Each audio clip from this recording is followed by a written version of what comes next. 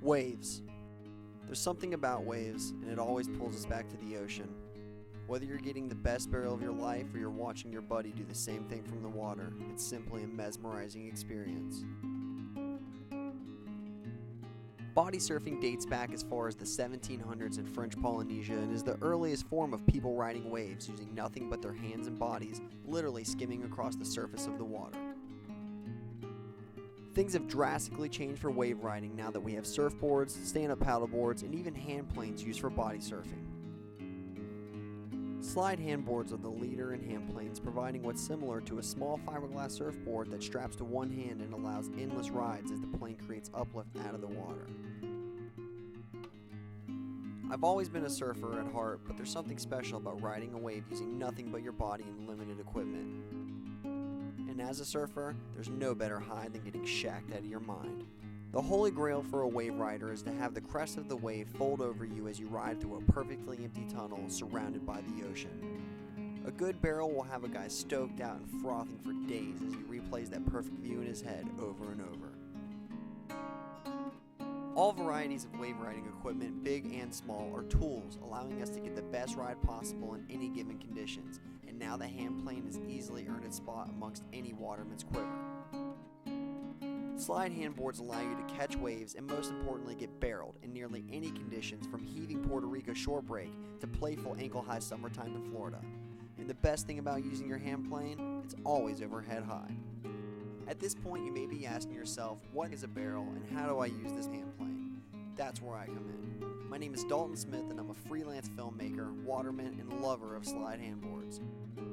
Over the next 10 videos, I'll be giving you step-by-step instructions for everything you need, from getting your board out of the box, paddling out at a point break, to setting up your GoPro on your Slyde handboard to get the perfect shot every time. So when you get your package in the mail and you take everything out of the box, what you're going to have is your Slyde handboard bag and your leash. So the first thing we're going to do is check out the board. Right on top, you're going to notice your handle. What this is going to do is serve as a holding point for you to keep a grip on the board. So go ahead and pull back the top Velcro, take your tag off, and pull back the second Velcro and stick your hand in there. Now, we want this to be plenty tight to keep your hand in, but not to cut circulation off. So tighten that down to where it's comfortable and tighten the other side down. Next, we're going to take a look at the front of the board, and what you'll see here is the GoPro FCS fin plug mount. This is going to be a great way to mount your GoPro to the board and get a variety of shots without having to worry about losing your GoPro.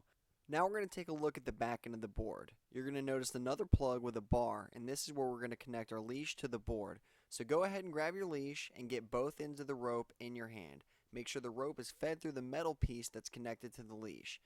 Now we need to make sure that both ends of the rope are flush and even on both sides. Once you have that done, feed it through one at a time.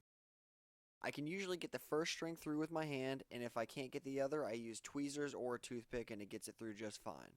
So once you've got both ends of the rope through the metal bar, go ahead and pull them tight and make sure they're flush. In one hand, get both ends of the rope, in the other hand, get your loop. Wrap it around, pull it through, and get yourself a knot.